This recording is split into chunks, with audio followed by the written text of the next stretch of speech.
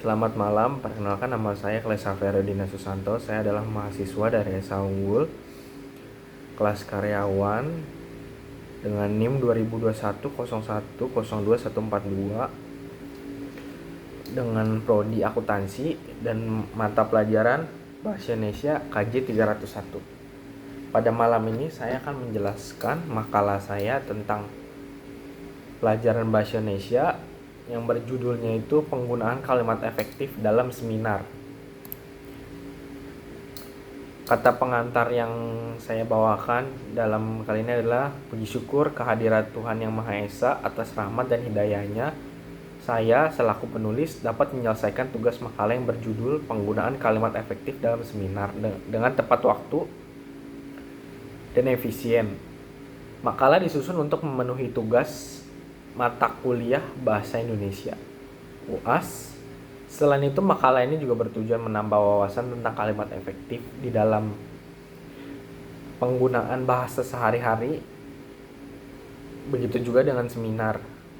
Namun dapat diterapkan juga dalam kehidupan sehari-hari kita. Wawasan ini bukan hanya untuk pembaca, melainkan untuk penulis itu sendiri, yaitu selaku saya. Saya juga mendapatkan banyak manfaat dari saat menggali informasi ini, sehingga saya mendapat pengetahuan lebih atas apa itu penulisan efektif atau bahasa efektif. Saya mengucapkan terima kasih kepada Tuhan Yang Maha Esa dan juga ucapan terima kasih juga kepada pihak-pihak yang telah membantu menyelesaikan makalah ini, yaitu diri saya sendiri dan internet tentunya. Karena kan saya mencari sumbernya dari internet. Saya menyadari makalah ini tuh masih jauh dari sempurna. Oleh sebab itu, saran dan kritik yang membangun diharapkan demi kesempurnaan makalah ini. Bab 1, pendahuluan. Latar belakang saya mendapatkan semua berita ini adalah dikarenakan masih banyak orang di luar sana saat seminar dan dalam penyampaiannya itu dia masih menggunakan bahasa yang kurang efektif, sehingga banyak pihak-pihak terutama orang-orang awam masih kurang mengerti atau kurang memahami apa yang disampaikan oleh si pembaca atau si penyampainya tersebut, sehingga terjadi miskomunikasi antara pembaca dan pendengar.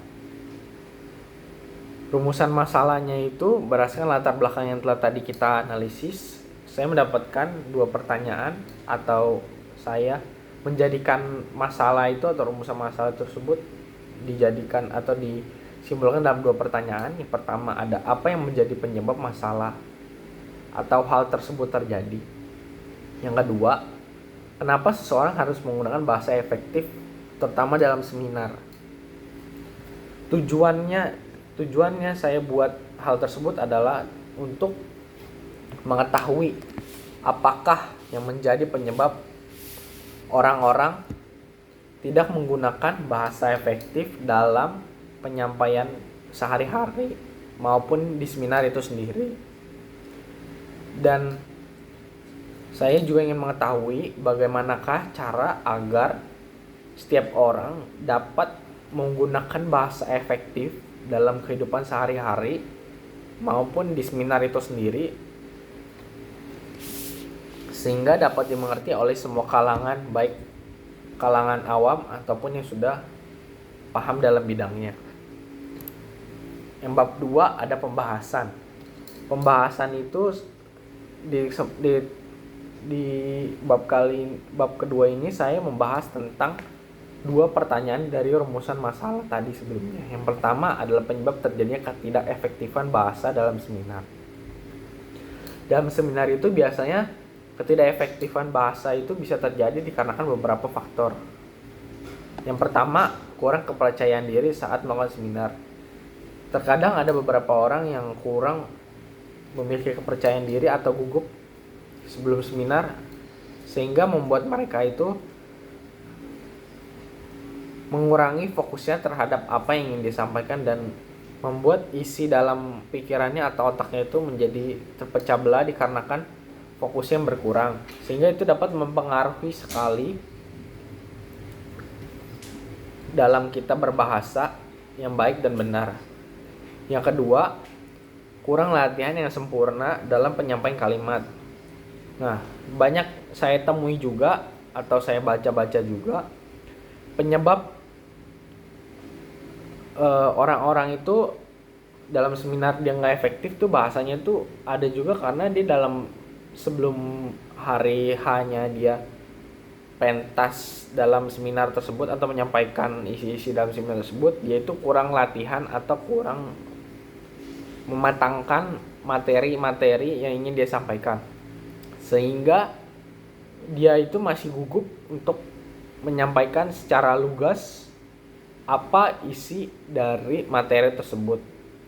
Dikarenakan dalam penjelasan tersebut ia membutuhkan semua energi dalam pikiran maupun perkataan dia harus sinkron untuk agar dimengerti oleh orang-orang awam ataupun orang yang sudah mengerti, sehingga apa yang ia tuangkan dan ia sampaikan dapat diterima dan dipahami dengan mudah.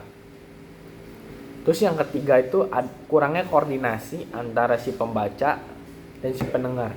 Nah, saya juga sering temui dan saya juga sering baca di mana hal tersebut itu mempengaruhi dikarenakan kita sebagai pendengar tidak memahami apa isi dari seminar yang disampaikan oleh si pembaca tersebut, dikarenakan kita tidak mengetahui biografinya dia ataupun ciri khas ataupun kebiasaan yang dia lakukan juga, sehingga membuat kita miskomunikasi antara pemahaman dia dengan cara dia menyampaikan dengan bahasanya dia dengan gaya kita, sehingga terjadi miskomunikasi juga.